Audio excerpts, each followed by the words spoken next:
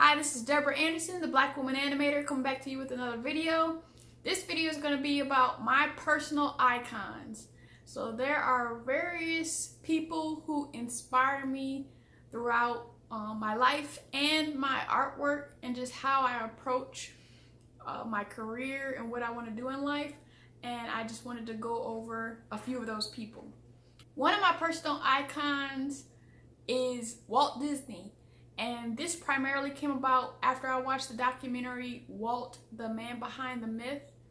Because one thing about Walt Disney and how he was able to take Walt Disney Studios to the level he did is because he was an idea man, and he would have these lofty ideas, and when he would communicate his ideas to the animators, they would think he was crazy, like, we can't do that, that's impossible.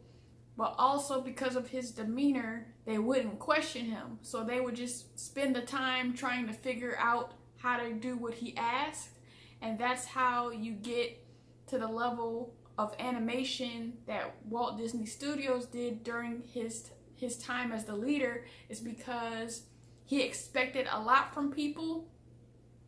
And I really like that he was able to do that.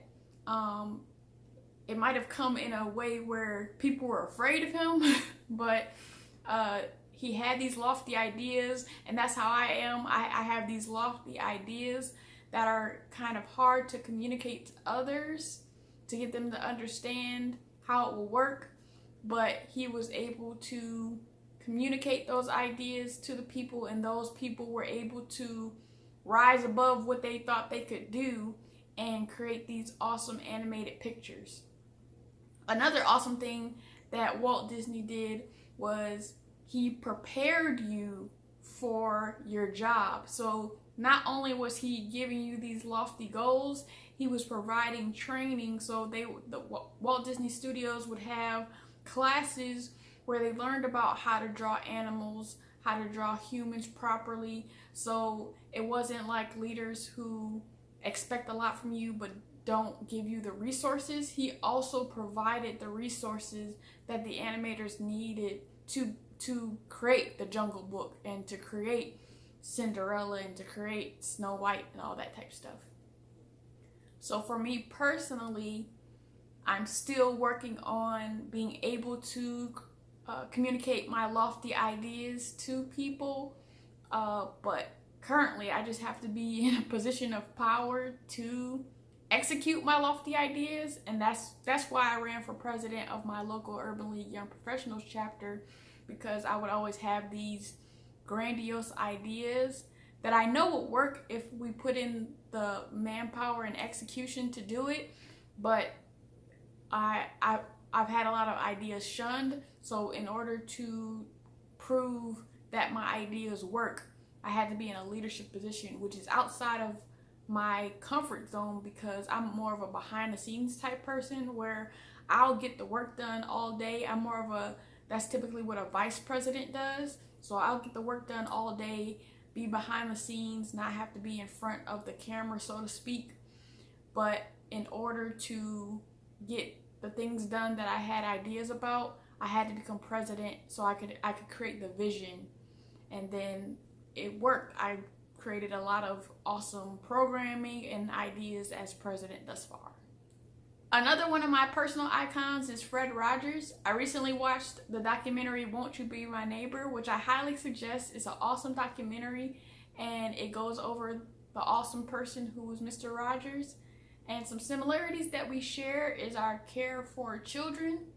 And so something that rang true when I was graduating high school, in college, and just graduating college, is that my purpose to wanting to be in animation was to put a smile on a kid's face, and that's something that I always communicated.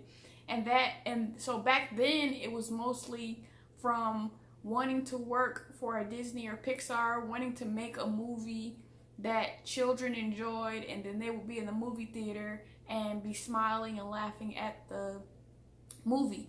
And that is still a cool goal to have, and if I ever am able to do that, I mean, I worked on Family Guy and stuff, so I was able to do that with adults and stuff like that. But the way I manifest it in my life now is through teaching and education, and through this YouTube channel where I am trying to put a smile on a child's face through teaching them animation, having them find their path earlier than I did, because I didn't find animation as a career until my senior year of high school. So I always drew all throughout my life, and I always knew about Disney and all that stuff, but I never connected being in animation. So that's something that is the manifestation of my previous goal of trying to be in the movie business and be in animation and create all that content. Now it's kind of transferred to educating kids and adults about animation so they could choose it either as a hobby or as a career. Another similarity was the effect of certain things on children. So a lot of times when I'm watching Disney Channel, Nickelodeon, or children's content, I'm thinking about how will what the content is teaching them affect the child. And so that's what I kind of went over when I was reviewing Motown Magic, is that the little girl character, and then animated shows such as Cal-U, where parents don't really want their children to watch Cal-U because he's so whiny, and when their children watch Cal-U, then they become whiny, and it's like a whole horrible thing. So when I'm watching different content, I'm like, oh man, that possibly can negatively affect a child in watching that. So you have to be careful how you write children's content, I feel. So that's another similarity between me and Mr. Rogers, is thinking about the effect that that life events and all this stuff have on children. My third personal icon is my dad. So my memory has pretty much been sketchy all my life. So according to my father, he taught me how to draw, which I believe. But I just didn't remember that he knew how to draw. Like when I'm thinking about when I lived in Detroit, when I was like 7, 8, 9, I remember there being a chifforobe in our house, which is a closet. And I remember finding this picture of a squirrel. It was like a drawing of a squirrel. And I think I asked my mom, like, who drew it? This is me supposing that I did this, and it was my dad that drew it.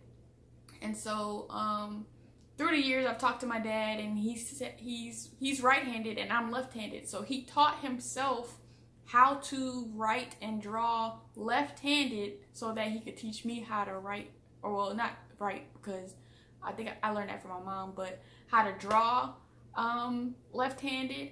And so I feel like that's like totally awesome, that why like you taught yourself how to draw left-handed just so you didn't like have to teach your child how to draw right-handed, or try to switch it up or something like that. And so now he uses that as like a party trick in his classes, because he's a professor. And so when he was teaching at the Art Institute, he would like draw on the board with both hands, like, oh, because he teaches like English and writing and stuff like that, so these students wouldn't think that he would be able to draw. So it's like, okay, you're not the only people who could draw in this class. But something that I think is really cool is that through him being a parent, I just got the feeling that whatever I wanted to do, he would teach him. If he didn't know how to do it, he would teach himself how to do it so that he could teach me. And so with growing up and playing basketball, I mean, basketball is pretty much an easy, like a sport that a lot of people in the black community play. So I don't think he had to teach himself that. But I always felt like if I wanted to play soccer, he would have taught himself how to play soccer so that he can then pass those skills on to me. So that's how I feel like he's an icon, and he's really awesome in that vein. Another reason my dad is an icon is because of his lifelong willingness to learn and then his ability to explain things. So I mentioned earlier that I have these lofty ideas and I'm not able to explain them, but my dad has this like way of being able to explain almost anything. So when I worked at TurboSquid, when you work at TurboSquid, because of the specialized thing that they do, it's really hard to explain to the layperson what it is. When you're talking to people in the animation industry, you can just be like, oh, it's a place that artists from around the world create 3D models and then they upload it to the internet, and companies from around the world will use the 3D models in their pipelines to make it easier so that they don't have to do it themselves. But sometimes, because people don't know what animation is, they don't know what the term 3D models is, it was really hard during those 3+ years that I worked there to explain it to people. And I remember I was having a conversation with my dad one day, and I don't remember what he said, but he explained what I did perfectly. And I'm just like, you don't even work here. Like, how did you do that? How do you explain perfectly in layman's terms what I do? And I do this every day and I can't explain it. So I feel like that's a really cool thing to be able to do, is to be able to explain complicated things in simple ways. So I hope to be able to get better with that and try to master that as a skill. So my learning is not only about my personal growth, it's about passing on information to other people. In my young professional group, at our new member orientation, we have a section where we go around and talk about our why. So a lot of people know about their what, but not a lot of people talk about why they're doing it. And I always say that my why is learning information in order to give it to other people. So I'm 1, willing to learn that information. I'm 2, willing to package it in a way that is palpable to other people. And then 3, I'm willing to do that work. So I'm willing to look up 50 articles and piecemeal the information and put it into something that is a finished product. And that's something that my mom is also able to do. What she does in her ministry is like put things together into a finished product. So that is something that I try to do with this YouTube channel. That's something I try to do with the animation courses I'll be creating. That's something I do with my teaching, and that's something I do with my life. Just trying to learn, not only for me so I can grow, but so I can grow other people. And that is my personal icons in my life. Please share with me in the comment section who your personal icons are and why, and I will see you in the next video.